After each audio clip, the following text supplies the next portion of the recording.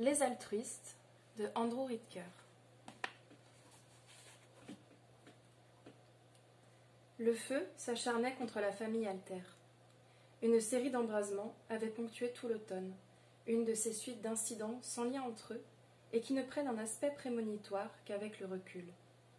En septembre, Ethan s'était légèrement brûlé le pouce en tentant d'allumer une cigarette. 3 jours plus tard, un brûleur défectueux avait provoqué un mauvais fonctionnement de la cuisinière. Le crépitement de l'allume-gaz s'était prolongé de manière inquiétante avant de faire jaillir une flamme qui avait léché la manche de Francine. Puis, pour le 50e anniversaire d'Arthur, lors d'une petite fête donnée sur la pelouse derrière la maison, une bougie magique était tombée du gâteau à la carotte et avait enflammé quelques feuilles mortes, aussitôt piétinées par Maggie. Le plus violent de ces incendies eut lieu un jeudi soir de novembre. Francine était en rendez-vous avec Marcus et Margot Washington, un couple d'avocats à la tête d'un cabinet spécialisé en propriété intellectuelle. C'était leur première séance. Ils avaient été adressés à Francine par un ami commun, mais leur réputation les précédait. En avril dernier, ils avaient défendu avec succès un nouveau service de partage de fichiers en ligne contre un groupe de hip-hop, auteur d'une chanson populaire au titre impubliable. Mais les Washington n'avaient pas l'air de 2 personnes au sommet de la réussite professionnelle. Margot faisait nerveusement sautiller sa jambe. Marcus regardait fixement ses genoux. Ils étaient venus voir Francine en quête de médiation. « Vous comprenez la délicatesse de la situation ?» dit Margot, la main serrée sur l'anse de son sac. « Il ne faudrait pas que ça se sache. » Francine comprenait parfaitement. Margot avait des racines profondes à Saint-Louis. L'histoire de sa famille était une véritable fable sur le droit de naissance et l'héritage. On disait qu'elle descendait de Pierre Leclerc, un notable originaire de France. Selon la légende, Leclerc, marchand de fourrure et propriétaire de milliers d'hectares dans le Saint-Louis colonial, avait affranchi Bathsheba, l'une de ses concubines, et mis des terres à son nom afin de se protéger des créanciers.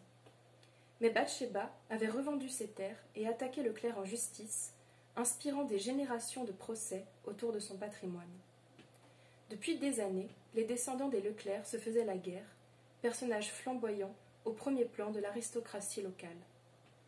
Parmi les vestiges de la haute société de la ville, les Washington étaient d'autant plus visibles qu'ils formaient l'un des 2 couples noirs habitant Lenox Place, une rue sécurisée près du Central West End.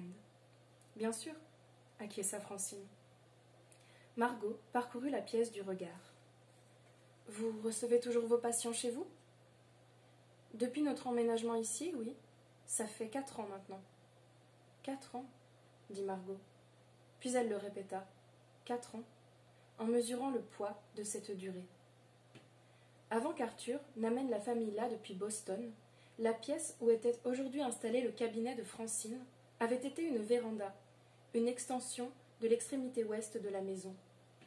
L'un de ses murs était presque intégralement constitué de vitres, à travers lesquelles Francine regardait tomber une à une les feuilles des érables rouges tout au long de la saison. Sur la porte, du côté extérieur, une plaque de cuivre gravé soulignait la présente affectation de la pièce. Arthur s'était plaint du coût de cette plaque, ainsi que des panneaux insonorisants sur les murs, mais Francine n'en avait pas tenu compte.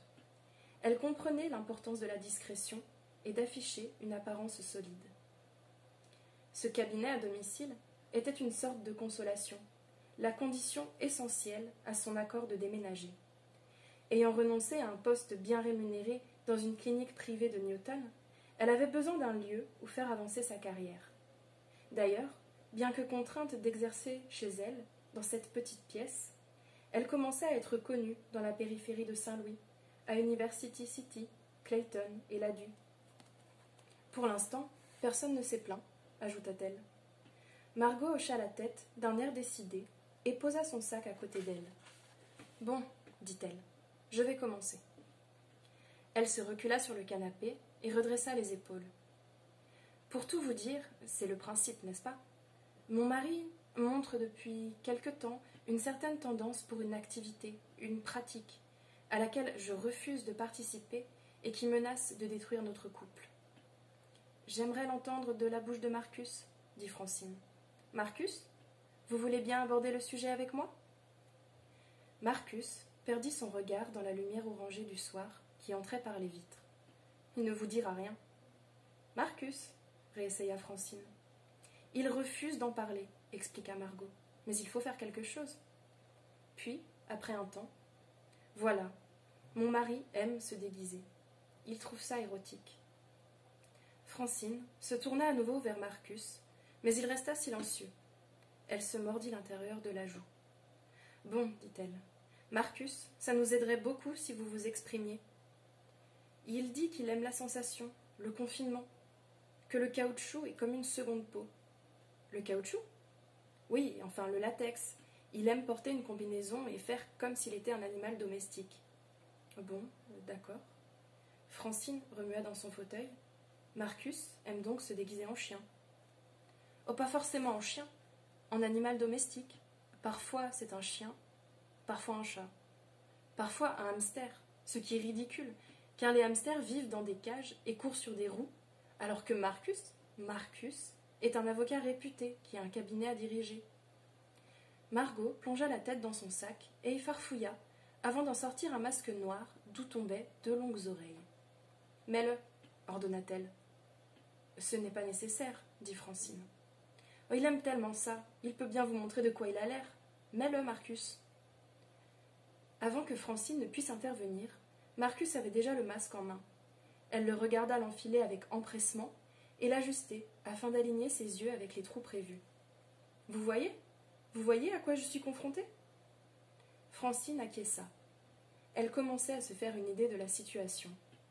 D'une manière générale, ses patients, venant tous de banlieues aisées, elle voyait 2 sortes d'individus. Ceux qui avaient des problèmes réels à régler et ceux dont le tempérament névrotique les faisait s'inquiéter du moindre changement d'humeur. Pour ces derniers, une petite baisse de morale ne pouvait être qu'une dépression. Une bouffée d'angoisse cachait forcément une pathologie grave. Les Washington, devinait-elle, entraient probablement dans la seconde catégorie. Ils voulaient sans doute seulement qu'on les rassure, qu'on leur dise qu'ils étaient normaux. Francine remplissait beaucoup cette fonction-là ces derniers temps, et elle en avait marre. Il lui tardait de tomber sur un cas dans lequel s'investir. Elle avait été tendue toute la journée, nerveuse comme elle l'était chaque fois qu'elle devait rencontrer de nouveaux patients, soucieuse de faire bonne impression. Tout ça pourquoi ? Une petite excentricité sexuelle de quadragénaire ? Des sources de tension, elle en avait suffisamment dans sa vie personnelle. Maggie, par exemple. Elle enrageait à cause du rôle qu'on lui avait donné dans le spectacle de Thanksgiving. Non pas d'indienne, comme elle le souhaitait, cette terminologie incorrecte était encore en vigueur à Captain Elementary en l'an 2000, mais de cornes d'abondance. Ethan, lui, s'était mis à s'enfermer dans sa chambre. Il s'était retiré de la famille et avait remplacé celle-ci par un ordinateur qu'il avait pris soin d'acheter seulement après que la crainte du bug du nouveau millénaire se fût révélée infondée. Il l'avait payé avec son propre argent, économisé en travaillant chaque été au Jewish Community Center de Crève-Cœur, et cet argument « c'est mon argent, j'en fais ce que je veux » avait réussi jusqu'ici à amadouer Francine.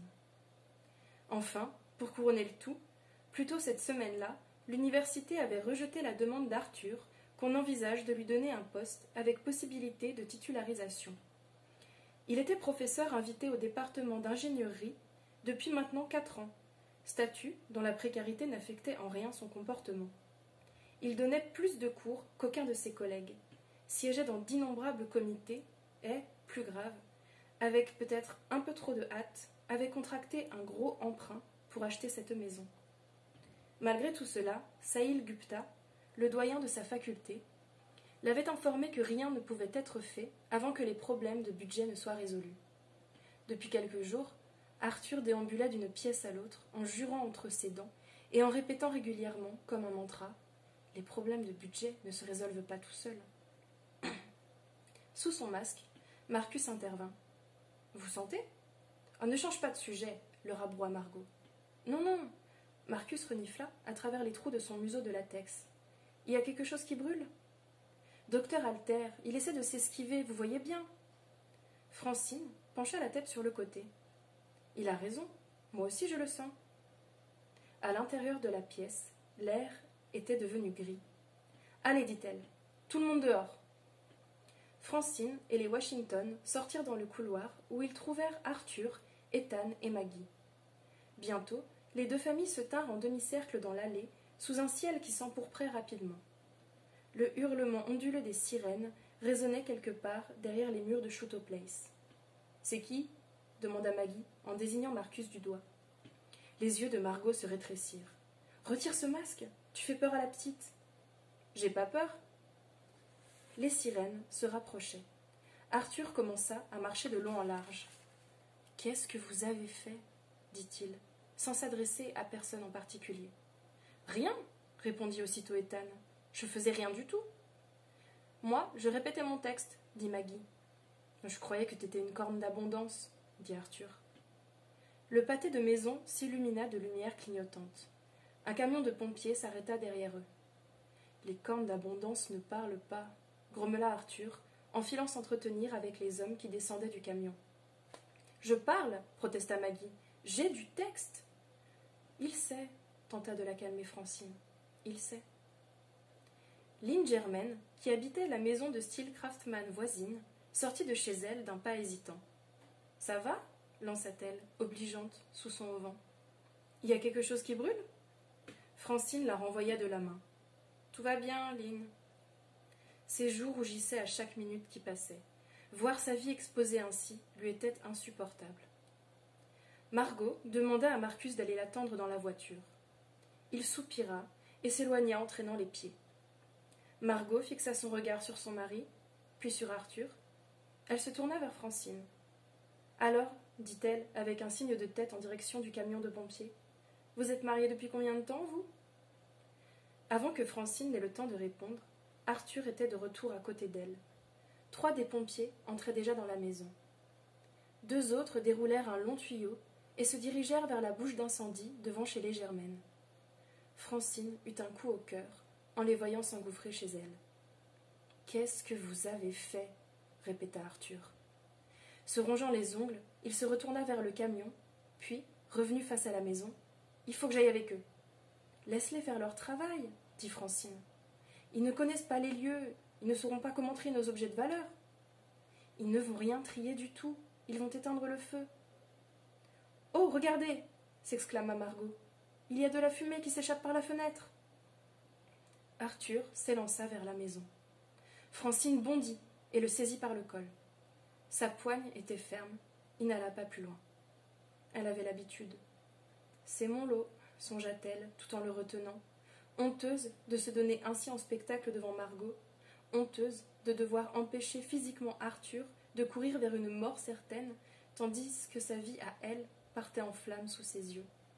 Pendant tout ce temps, elle se disait « Que ferait cet homme sans moi ?»